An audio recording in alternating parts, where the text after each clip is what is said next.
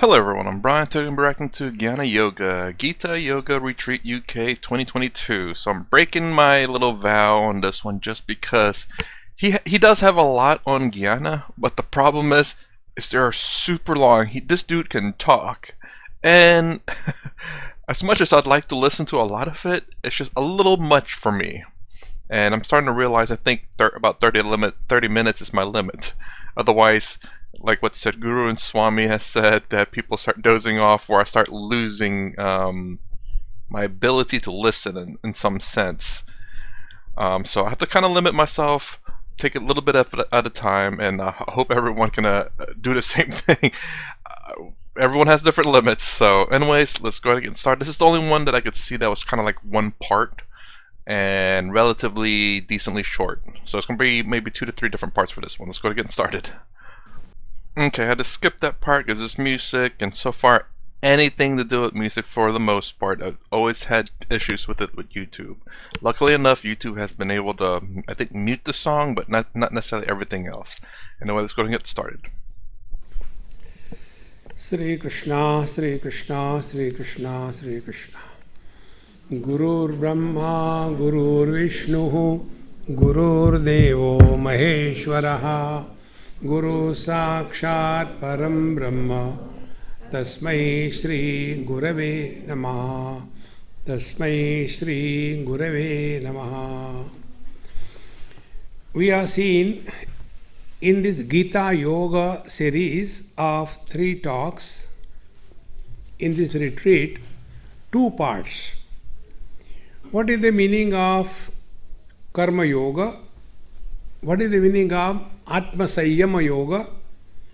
And now we will study what is the meaning of the Jnana Yoga, the path of knowledge. Many of us have got this notion that the path of knowledge is different than the path of devotion. It is not.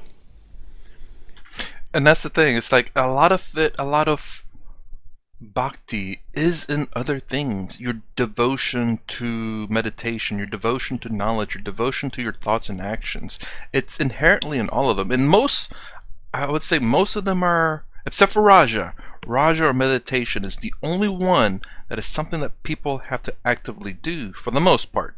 Unless you're trying to make it very simple, like Dandapani has said, where why only meditate 5 minutes a day? Why not have meditation throughout the entire day? Which is something I'm trying to do, not realizing it. Not necessarily active meditation like prayer or anything like that, but more along the lines of keeping the mind,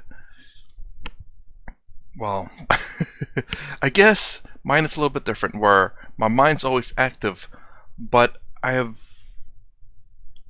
I can understand it, and it's not bothersome. It's not taking so much energy. It's not in the way all the time. It's actually a benefit, in my opinion, for the most part, should I say.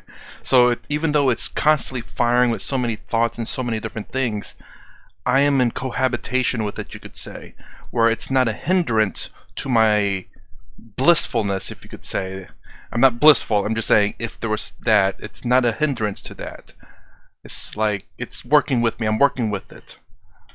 The maturity of knowledge is called as devotion, and the surrender to the absolute is called as knowledge. They are one and the same. Words are different.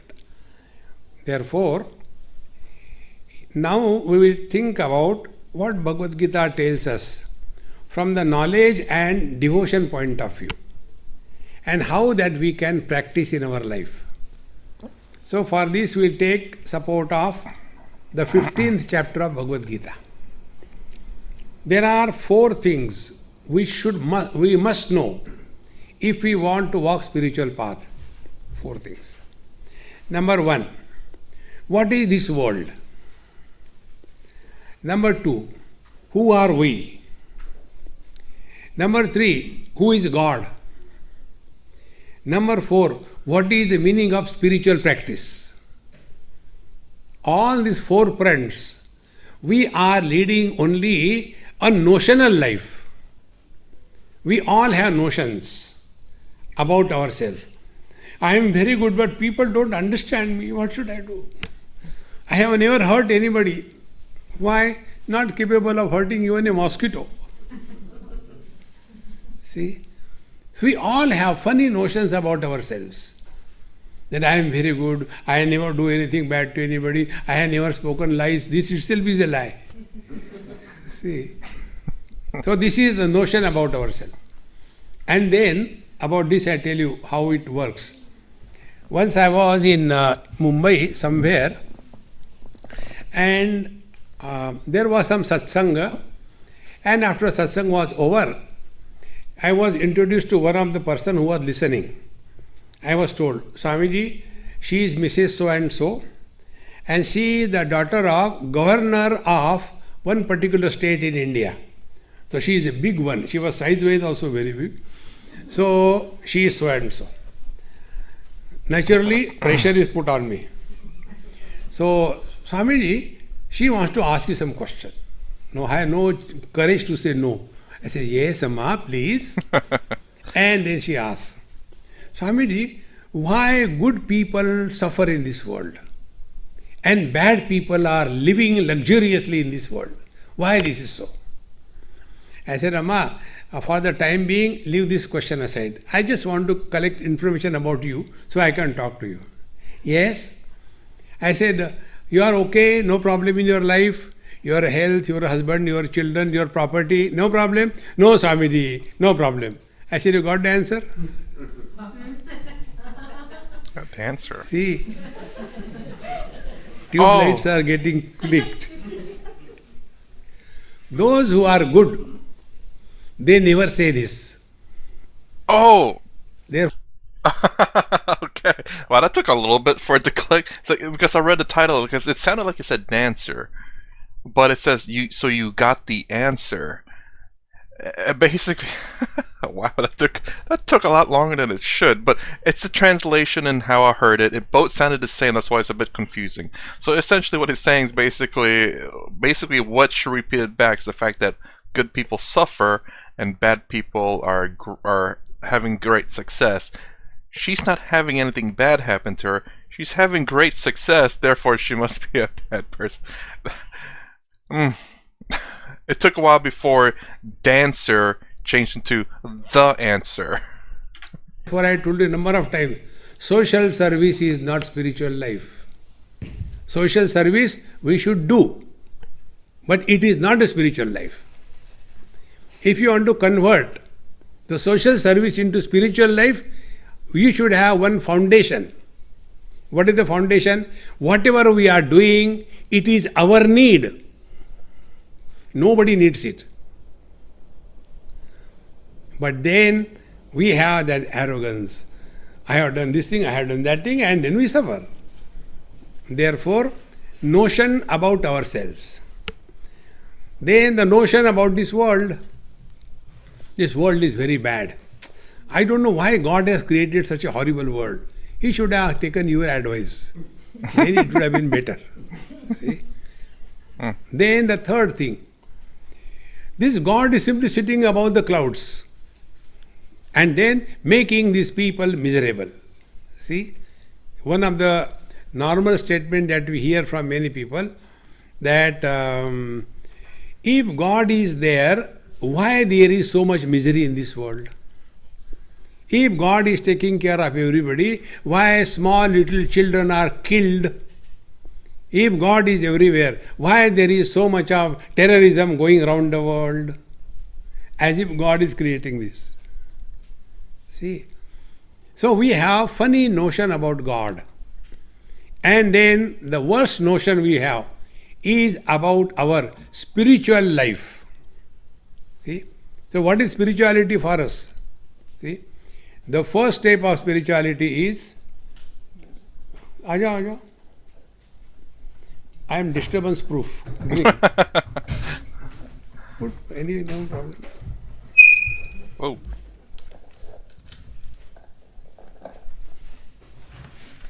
Make it stand so it will not click. Okay. No. I like this.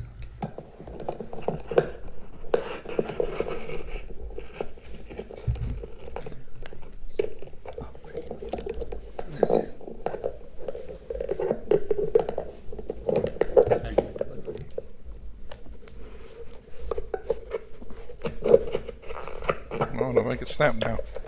Yes. Don't put inside my throat.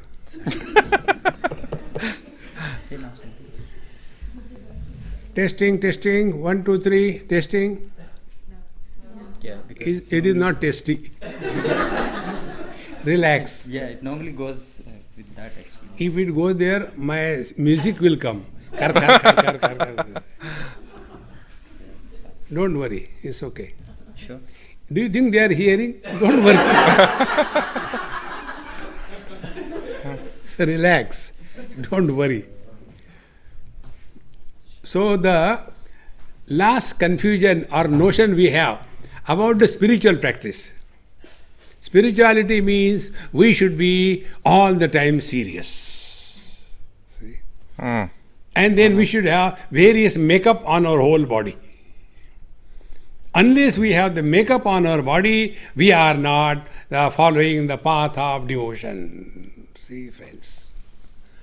Therefore, these wrong notions must be corrected. So, first, the wrong notion about this world. First of all, Bhagavan Sri Krishna gives a detailed picture of this world. Urdhvamulamadasyakam ashvattam prahuravayam chandamsi yasya paranani yastam veda savedavita.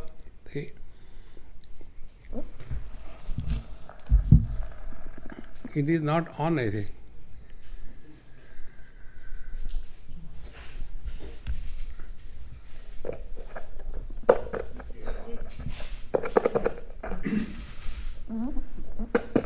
Better?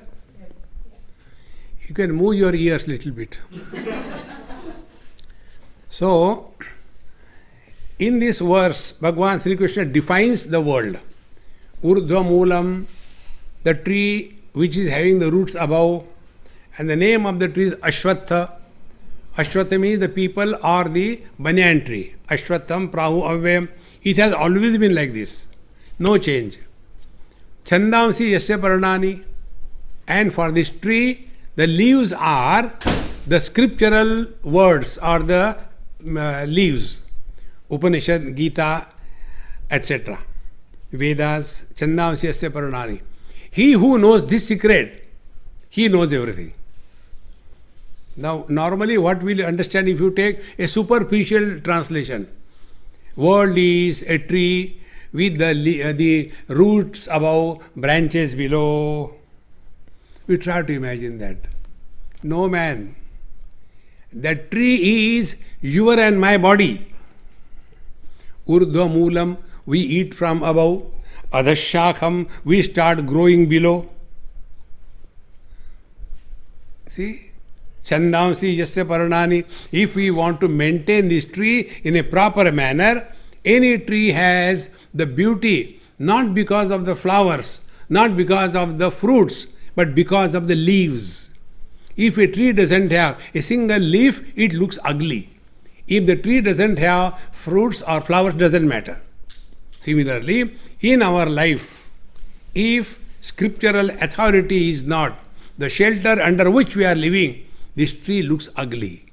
And therefore, as a human beings, we are supposed to lead our life according to dharma. See, in one of the Subhashitas, it is said, Ahara nidra bhayamaithunancha samanya etat pashubhi nranam dharmo hi tesham adhiko visheshaha dharmena hina pashubhi samana. Human life is, and animal life is same exactly. Ahara, eating, nidra, sleeping, then bhaya, sense of insecurity, and maithunam, procreation. If these are the only four things we pursue in our life, there is no reason why we should be called as human beings. Then what is the greatness? Dharmena hina pashubhi samana. For human beings only there is dharma. Dharma I don't mean Hindu, Muslim, Christian, Sikh. No. Dharma means let your originality, your essential nature come out. See, if you take a person and you don't know who is he, or who is she. So you remain indifferent, pata nahi ho, somebody, and then that person happens to come on the stage and performs something like, classical music, and then you, my God. So that ability, that greatness in him, when it became manifest, then we recognize him, is it not? In the same manner, the greatness of human being is, let the divine express through us. Otherwise, same thing like animals, you watch everywhere. Once I was in Wales, in one ashram we used to stay. And we used to go for a walk, morning and evening. And it was a sheep farm. So through the sheep farm we had to go to our ashram. There used to be many sheep, hundreds of them. So every day when I was walking, my spiritual practice is learn, nothing else.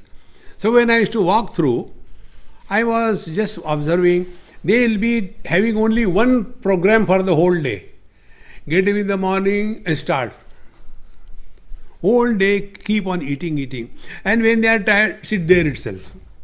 If they have to defecate, there itself. If they have to urinate, there itself. And again get up, again start. Recycling. Is it not our life? What great we have achieved in life? If we die and go up there, and he will ask, hey, what did you do? I sent you as a human being. Me? Not. And then we will tell Bhagavan, see, I have consumed 6 truckloads of rice. I am South Indian. Oh. Then something more, but I was in North India. Therefore, I have consumed 7 tankers of milk. Oh God. But what did you produce? Gobar. Is this all life? Like the animals? No. Friends, remember this very important thing. In this chapter itself, Bhagavan says, Etad buddhva buddhiman syat krutakrutyascha bharata. Life must discover fulfillment in life. Fulfillment means what? There are no loose ends left. Life is complete in itself. Now that experience of fulfillment, I'll tell you through some example. This is just example, it is not the truth. I have 7 daughters. 6 of them could find the fools for them and got married and disappeared. Because those who will marry my daughter, they cannot be wise. So they went away. Now there was the last one, useless. And she could not find anyone. So as a father, I had only one problem. How to get her married, Wherever I go, only one theme. So once I had to go for some funeral. So we went there. That dead body was burning and I was standing. Somebody, hey, do you have some boy? I had to get my daughter married. That fellow is burning there. Only I had to get my daughter married. No other theme. Anywhere I go. And one day, she got married. When she got married, then what was my experience?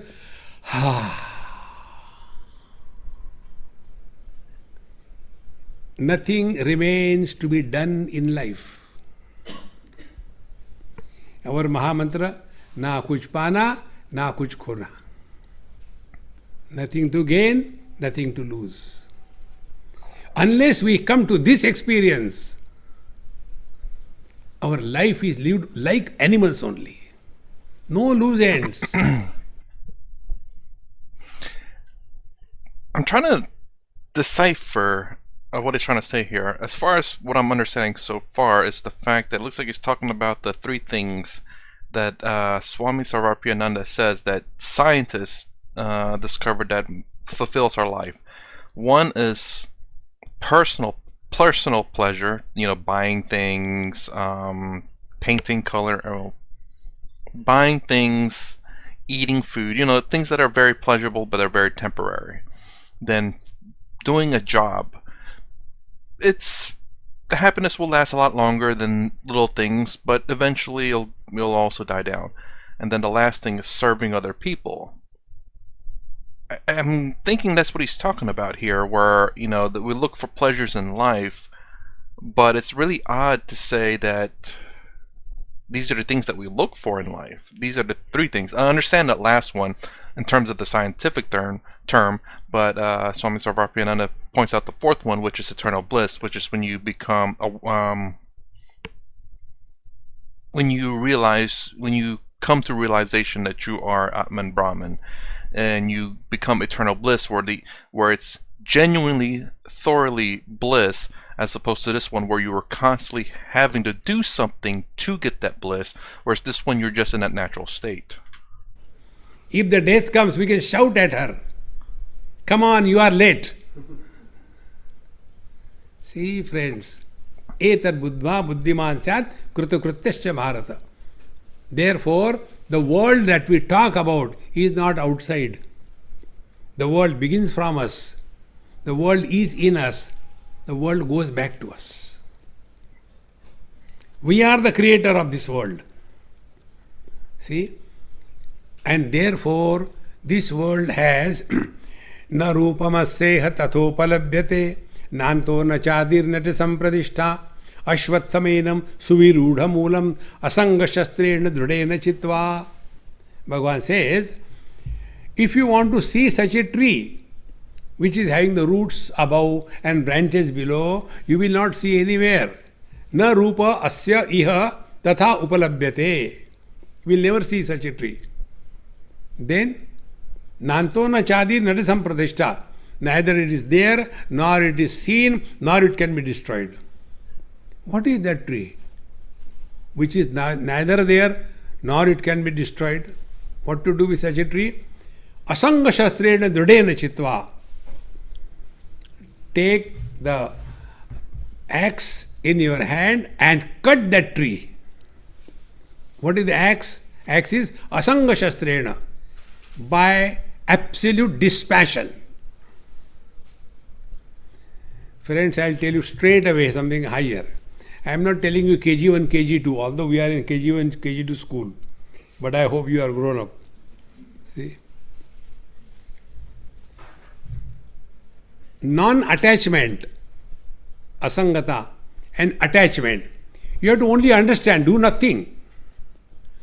Attachment is an illusion. Nobody is attached to anything or anybody. Just recognize this. See?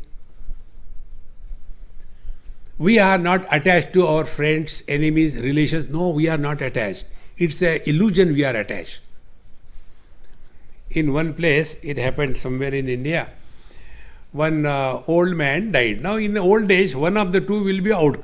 Cricket, both can't be out simultaneously. Somebody's wicket fell down. So that man died. Now this old lady, I cannot live without him, how he has gone, oh God, he should have taken me, standard dialogues. After that was over, then everything was over, 1 week over, 1 month over, 1 year over, then 5 years over. But this lady is not thinking of going. Then the grandchildren started. Dadima, you told that time when Dadaji died, you cannot live without him. You wanted to go. What is the program change or what?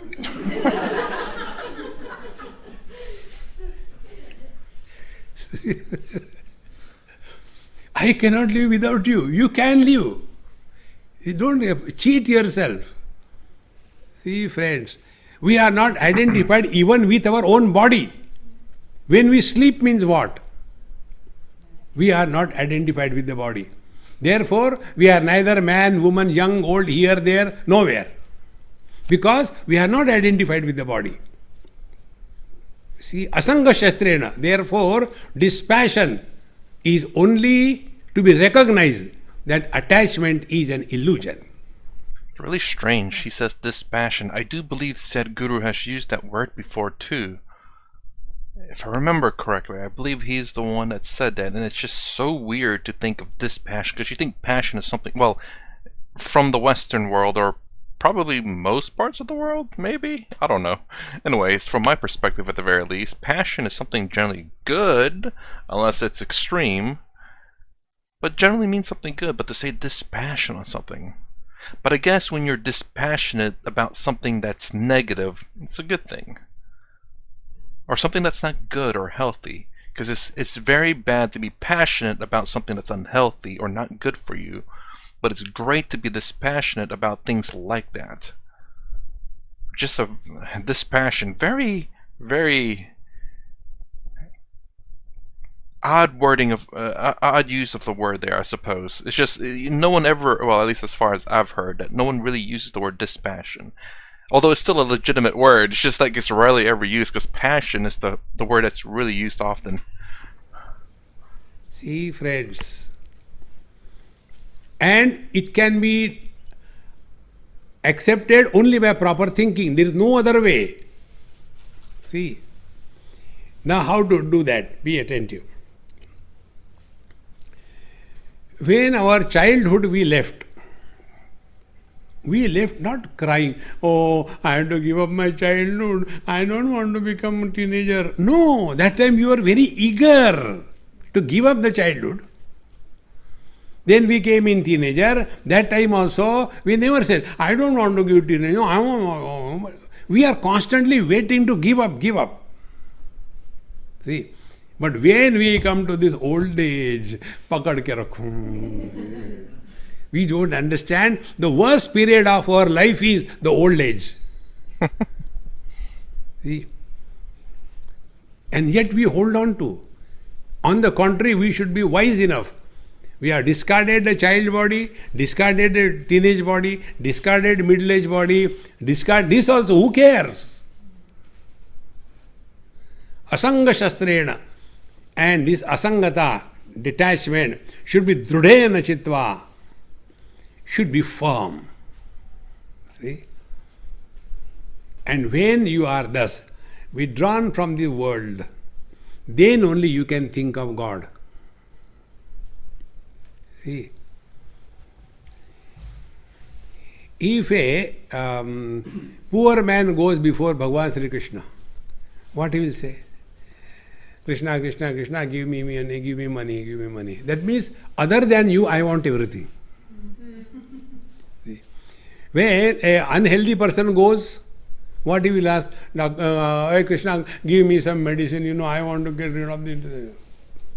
In short, we tell him, other than you, we want everything. Therefore, all our gods say, God, this mudra, this hand is Abhaya mudra, this hand is Dana mudra. This is not Abhaya and Dana. This is enough. How much you are going to ask? And this is, if you don't stop, I'll give you one. See, friends, constantly, I want this, Hare Ram, Ram, Ram, Ram. Whatever is needed for us, that is definitely given to us. That's interesting. I have to look at some statues now, of I guess like that and like that. It said this hand is for God, as in maybe prayer or praising God, and this hand is for asking God of something. Now he said that this is for saying stop asking, otherwise I'll give you one. I'm wondering if he meant that as a joke though. Let me know in the comments. I definitely got to look at the... I never thought about... I looked at some statues. I thought I remembered maybe this, but I'm not sure. I'm sure there are statues out there like this, and I don't know what the meaning is. But I'm making an assumption here that this means it's a praise to God, and this one is for asking God. Because you praise God, therefore you ask God. Let me know if I'm right or wrong, or what does it mean? Now, from other standpoint, when the teacher says, this world has no beginning, no middle and no end. Now, can you find out any science when this world is created? All these NASA fellows, all nasty, they are keep on telling, this Prithvi, the earth was created 298 trillion years before. You can't even count it. Mind can comprehend 1 minute, 1 hour, 1 day, 1 week, 1 month, 1 year, 100 years, 500 years, 1000 years, 5000 years, 1 million years, 1 million. Very good. What we understand? And then so many 100,000 trillion years, trillion also we don't know how many zeros come after that. All meaningless. See, friends, the time scales are different. In our dream, the dream is hardly for a minute or two. And in that 2 minutes dream, we go all around the world and come back. There, the time scale was different. I will say that is very true. The only reason why I know this is because I have 2 alarms in my phone, and they're set 15 minutes apart. But the first alarm, I turn it off and I go back to sleep. Let's go. Okay, I got about 15 more minutes. Amazingly, I'm able to get back into a dream sometimes, and I do a lot. And I'm genuinely amazed of how much I can dream in that short amount of time. Now, mind you, I'm not sitting there dreaming for 15 minutes. Obviously, your body has to go back to sleep, get back into REM sleep, then dream. Although I will say it always gets to a good part, and then all of a sudden the alarm goes off. That is very interesting. Our time scale is different, waking time scale.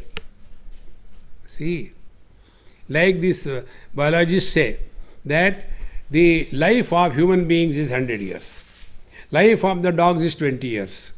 Life of this thing is so many years. It's wrong. Everybody's life is 100 years. The time scales are different. See, for us, now those of you who have come on your own, you will never know how 1 hour has passed. Those who are forced to come over here, for them this 1 hour will appear as 1 year. Are, khatam hi nahi ho raha. The time scales are different from person to person. Therefore, don't get lost in this world. This world has no beginning, no center, no end.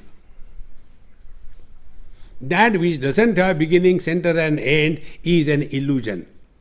It's really weird to say there is no beginning, though, because obviously, again, this goes back to the materialistic world where you can see everything in a sense have a beginning. You know, there's a beginning to this pen when it was first created.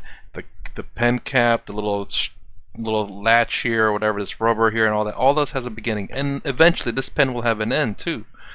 Everything has that in this world. Everything is temporary, but yet, I guess the universe itself is not temporary, as in because it has no beginning, middle, or end. It's an infinite loop in a sense. Again, that's something that's very difficult to grasp. Infinity, I suppose. Even though, in terms of thinking about it in math, it's not difficult. It's just an infinite number. But then, when you start putting into like the world has no beginning, that is a bit different. Because even in an infinite number, infinite counting number has a start. You can start at 1 and then count infinitely left. But you can start at 1 and go infinitely negative. Or 0 going positive, 0 going to negative. The strangest thing is between 0 and 1 are infinite numbers as well. Because you can go so infinite number of decimal places to the right. But there's a start and an end. Well, no, not really. 0 and 1. 1 is not the end. 0 can be the start. The reason why the 1's not the end because it's an infinite number before you ever get to 1. And it's really weird, even though you have 2 finite numbers, there's an infinite number in between. Now take for example, when the mirage waters are created, how many years they lived, and when mirage waters disappeared? No.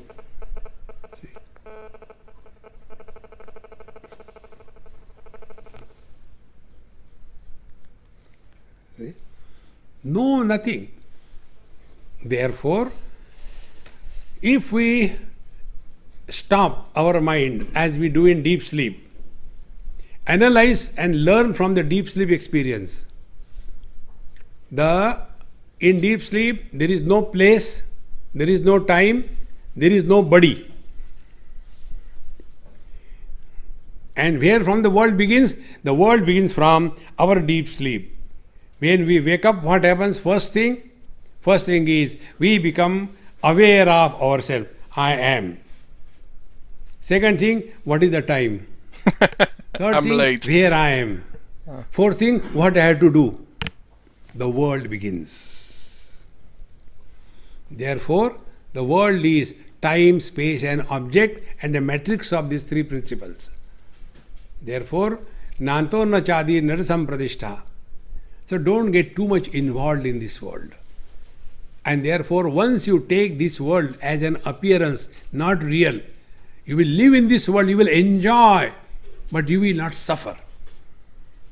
See, like when we go and see the drama on the screen, in that picture it is shown that there was one house on fire, and in that house there were some ladies and children, and they are burned, and we are watching it on the screen. Are we going to cry or throw water on the screen? We know it appears but doesn't exist.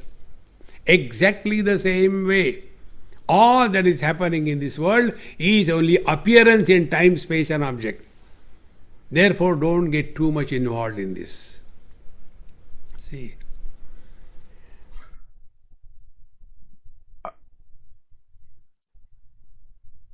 I think I know what he's trying to say, but maybe not said in the right way. Obviously, if there's a burning house, that's whether it be if it happens in a things that happen in a transactional reality or so-called objective reality will happen in that reality, and still play your part. If you're a firefighter or if you're a citizen, call the fire department. But the message I believe is trying to say is the sheer fact that, at least how I would like to interpret it, is that the suffering in this world is nothing but an illusion. Even the pleasures in this world is nothing but an illusion. And don't take anything in this world seriously, because in terms of that, because it's all temporary and it's not real. The only reality is Atman Brahman and eternal bliss, which is something that you can obtain in this world. I think it would have to be, because otherwise you wouldn't have people who are aware, awakened of the realities. So, just to say, if there's a house on fire and people are in it, please do, call the right authorities for that. Now, if we are able to withdraw from this world through wisdom, not by any other method, then you are at peace. All the great masters who lived in this world, take Chaitanya Mahaprabhu, take Swami Vivekananda, take all great masters, they lived in the same country, in the same political turmoil, in the same economic problems, in the same these pandemics, the same time scale. They were not born and lived some other world. But how they are able to live? Because although they were living in this world, they were withdrawn from the world. See, it is something, you jump into the water, but you save because you know the swimming. In the same manner, we live very much in this world, but we must know the art of how to live in this world so that we are saved. There you go. That's it right there. The fact that understand that, I guess a simplistic way to look, well, not simplistic way, but a way to I guess phrase it that a lot of people I would assume understand is the fact that it's something what Sadhguru says about how you control this body, you control everything in this body. No one else has control over your body. Obviously, if it's not going against your will, but if you feel upset, sad, happy, whatever, it's all you. Someone could say something, you can get offended or you don't get offended. It's all up to you. When you can learn not to let things in this world affect you, the more, I guess, at peace or calm you'll be in. And you could say, perhaps the way I interpret bliss, but can be in that bliss state, where you are not bothered by anything in this world, but can enjoy the world, but still understand it as being something temporary and also something that is an illusion. So you can ignore all the suffering, but still enjoy this reality, this transactional reality, as Swami Sarfabhriyananda has said. Anyway, it's got a pause right here. If you like my content, please consider subscribing. Thumbs up, thumbs down below. Thanks for watching. I'll see you in the next vid.